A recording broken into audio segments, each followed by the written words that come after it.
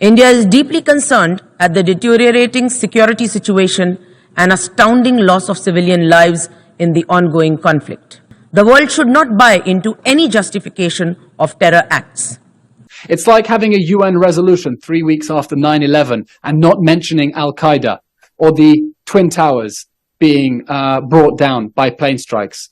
Clearly, in the UN resolution on Friday, we would have wanted India to vote.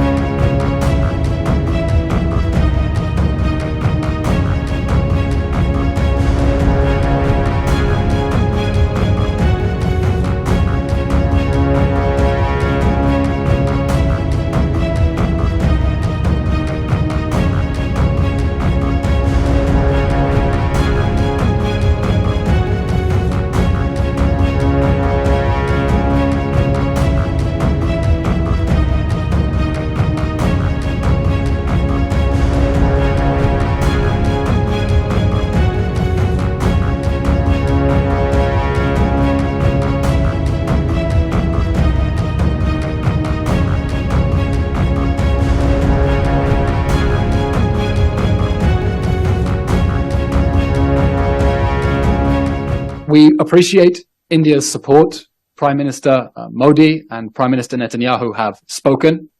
Clearly, in the UN resolution on Friday, we would have wanted India to vote against. It was an outrageous resolution. It didn't mention Hamas once.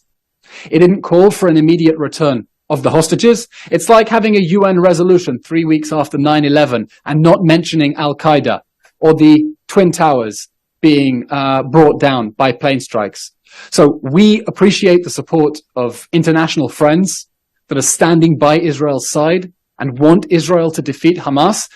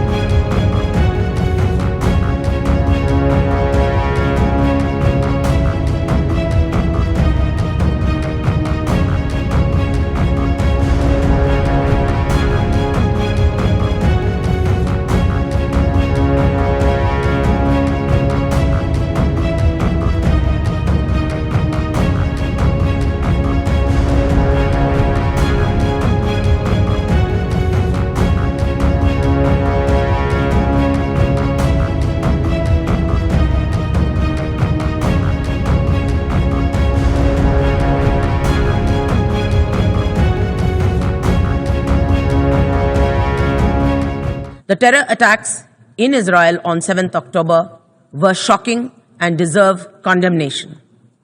Our thoughts are also with those taken hostages. We call for their immediate and unconditional release. Terrorism is a malignancy and knows no borders, nationality, or race. The world should not buy into any justification of terror acts. Let us keep aside differences, unite, and adopt a zero-tolerance approach to terrorism. Mr. President, casualties in the ongoing conflict in Gaza are a telling, serious, and continuing concern. Civilians, especially women and children, are paying with their lives. This humanitarian crisis needs to be addressed. We welcome the international community's de-escalation efforts and delivery of humanitarian assistance to the people of Gaza. India, too, has contributed to this effort. Mr. President, India is deeply concerned at the deteriorating security situation and astounding loss of civilian lives in the ongoing conflict. The escalation of hostilities in the region will only exacerbate the humanitarian crisis. It is necessary for all parties to display the utmost responsibility. Mr. President, India has always supported a negotiated two-state solution to the Israel-Palestine issue, leading to the establishment of a sovereign, independent, and viable state of Palestine, living within secure and recognized borders, side by side in peace with Israel. For this, we urge the parties to de-escalate, eschew violence, and work towards creating conditions for an early resumption of direct peace negotiations.